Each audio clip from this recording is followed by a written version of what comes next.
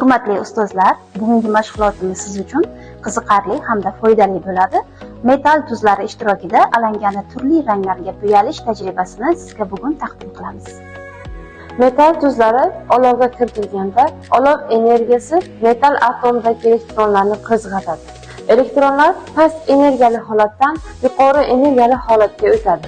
Elektronlar yana asl holatiga qaytganda ortiqcha energiya yorug'lik ko'rinishida ajraladi. Ajralgan yorug'lik ma'lum to'lqin uzunligiga ega bo'lib, u olov rangida ko'rinadi.